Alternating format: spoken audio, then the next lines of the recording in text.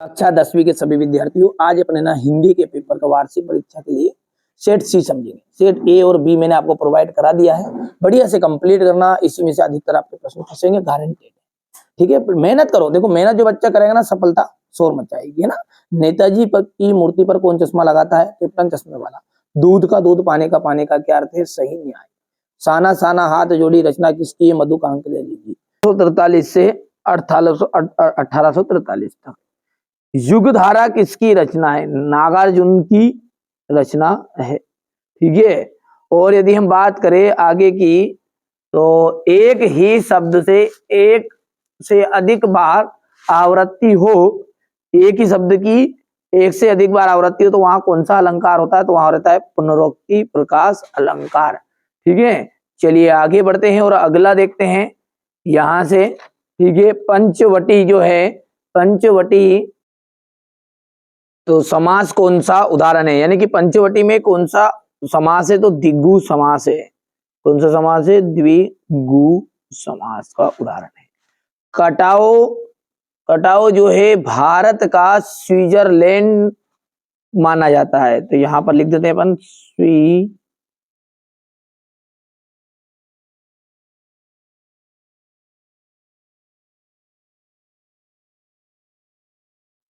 Switzerland.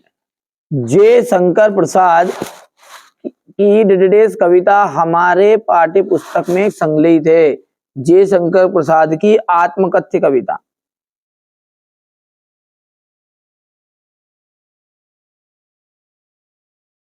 आत्मकथ्य कविता हमारी पाठ्य पुस्तक में संकलित है। कामयानी एक क्या है? कामयानी एक महाकाव्य है। महाकाव्य। एक से अधिक अर्थ देने वाले शब्द अनेकार्थीय शब्द कहलाते हैं। ये जाएगा अनेकार्थीय शब्द। चलिए आगे बढ़ते हैं और अगला देखते हैं। मन्नू भंडारी के जो पिता है, रसोई को भटियार खाना कहते थे। क्या कहते थे? भटियार खाना।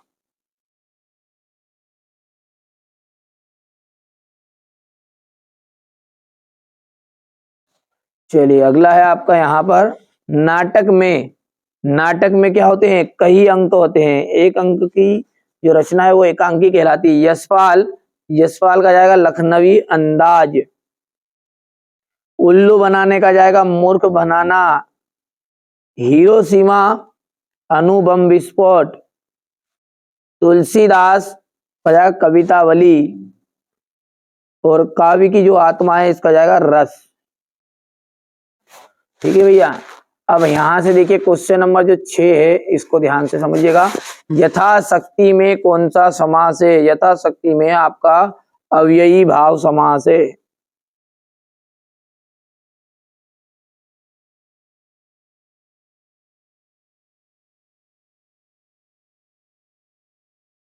मेरे द्वारा पुस्तक पढ़ी जा रही है, इसमें कौन सा वाच्य है? तो कर्म वाच्य है। मधु कांकरिया की कौन सी रचना आपके पाठ्यक्रम में है? साना साना हाथ जोड़ी। क्या है? साना साना हाथ जोड़ी। तो भैया साना साना हाथ जोड़ी। ठीक है भैया, अब श्री कृष्ण ने किसकी मर्यादा का पालन नहीं किया है? प्रेम की। श्री कृष्ण ने प्रेम की मर्यादा का पालन नहीं किया है। खूब लड़ी मर्दानी, वो तो कौन झांसी वाली रानी थी, इसमें कौन सा रस है? वीर रस। कौन सा रस है? वीर रस। चिंतामणि किसकी रचना है? आचार्य रामचंद्र शुक्ल की।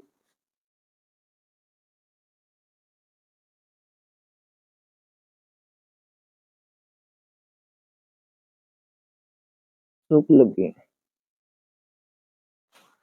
ठीक है, अब यहां से आगे बढ़ते हैं और सत्य सत्य देखते हैं। सप्त ऋषि, सप्त ऋषि में कर्मधारय समास है, तो ये आपका यहां पर देखिए बिल्कुल गलत बात है।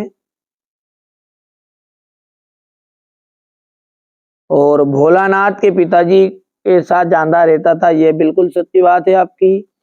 लेखक की प्रति एक रचना श्रेष्ठ होती है, गलत बात है, कहीं सही की एक आधी पंक्ति, कौन सी लाइन सत्य होती है। हजारों फसल हजारों खेतों की मिट्टी का गुणधर्म है, ये सत्य रहेगा। चौपाई छंद में 16 मात्रा होती है, ये सत्य है, और अंतिम भी सत्य रहेगा। अब क्वेश्चन नंबर जो 6 है, इसका मैं आपको अगले वीडियो में सॉल्यूशन दूंगा। यहाँ से बढ़िया से आप तो देखिए पेपर को बढ़िया से कंप्लीट करना है ना। यहाँ से देखिएगा भगत की पुत्र वधु ने अकेला, ये देखिएगा हो गया क्वेश्चन नंबर 6। बढ़िया से स्क्रीनशॉट लो, कम समय आपके पास। ये क्वेश्चन नंबर 7 है, ये आपका क्वेश्चन नंबर 8 रहेगा अथवा रहेगा, ये आपका क्वेश्चन नंबर 8 है, हो गया। इसके बाद में ये साहित्य में स्थान है, यहाँ से ये यशपाल वाला है, ये क्वेश्चन नंबर 9 आपका, ठीक है बाबू। ये आपका इसका अथवा रहेगा, यहाँ से क्वेश्चन नंबर 10 है। ये लेखक अज्ञे ने अपने आप को हिरोशिमा के विस्फोट का भोक्ता कब तथा किस तरह महसूस किया। 2 प्रयोगवादी कवियों के नाम तथा उनकी रचनाएं लिखिएगा। वर्तमान में हिंदी काव्य की 2 प्रमुख विशेषताएं लिखिए। ये आपका तुलसीदास हो जाएगा, तुलसीदास का रचना है भाव पक्ष।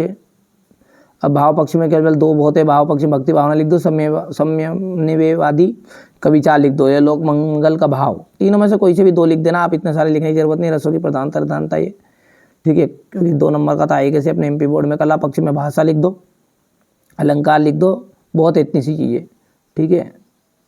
ये भली मत लिखो छेंदेदी, शैली और छंद वाला। ये साहित्य में स्थान हो गया। ये आपका सूरदास जी का है, सूर सागर, सूर सारावली, सूर साहित्य लेरी। भाव पक्ष ये देखिएगा, सूरदास जी श्री कृष्ण के अनन्य भक्त थे, इनके काव्यों में भावों का सागर लहरा रहा है। सूरदास जी वात्सल्य रस के सम्राट भी कहा जाता है। ये भाव पक्ष हो गया। कला पक्ष बहुत सिंपल है, छोटी छोटी चीज़ें बता रहे हैं आपको, है ना। सूरदास जी ने अपने काव्यों में ब्रज भाषा का प्रयोग किया है, इन्होंने उपमा रूपक आदि अलंकारों का प्रयोग भी अपने काव्यों में किया है। ये साहित्य में स्थान हो गया। हो गया इतना। गोपियों के अनुसार राजा का धर्म क्या होना चाहिए। कवि की आंख फाल्गुन की सुंदरता से क्यों नहीं अट रही है। ये क्वेश्चन नंबर 14 देख लीजिए आप। तो ये उज्ज्वल गाथा कैसे गाऊं मधुर चांदनी रातों की, ये कथन का क्या अभिप्राय है।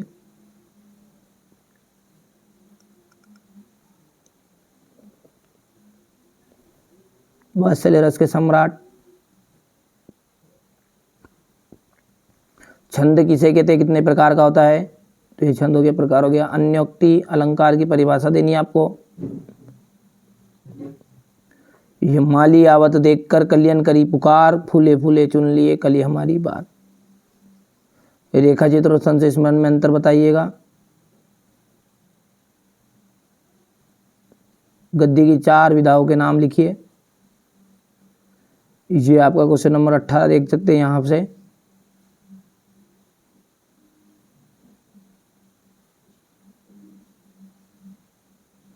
ये संदर्भ रहेगा, प्रसंग रहेगा, और ये व्याख्या।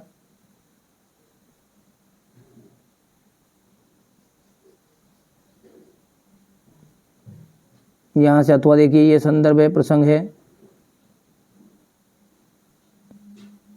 ये यहाँ से व्याख्या है।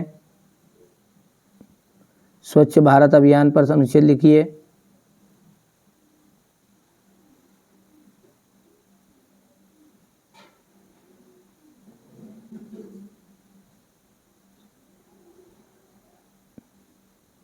ये हो गया। क्वेश्चन नंबर 20 को आप देखो ध्यान से। यहाँ से उज्ज्वल गाथा कैसे गाऊं मधुर चांदनी रातों की, अरे खिलखिला कर हंसने वाली उन बातों की। तो ये यहाँ से हो गया क्वेश्चन नंबर 20। ये संदर्भ हो जाएगा इसका, ये प्रसंग है, ये यहाँ से व्याख्या है, ये संदर्भ प्रसंग हो गया।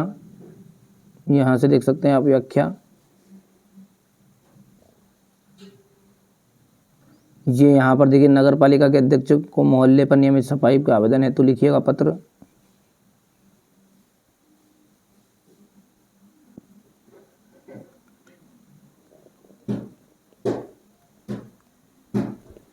ये बाकी चीज़ें क्या है आपकी देख लीजिएगा। निबंध है, तो निबंध तो आपको आता भी, हमारे बच्चों को बहुत सारा को, ठीक है। नहीं आता है तो देख लीजिए आप एक बार। अब ये अंतिम जो क्वेश्चन नंबर 23 है, इसको ध्यान से देखो आप। तो ये यहाँ पर हो गया, स्क्रीनशॉट ले लिया। इसके अथवा वाले का भी ले लो आप, ये ध्यान से। अब ये यहाँ से अपना जो ऊपर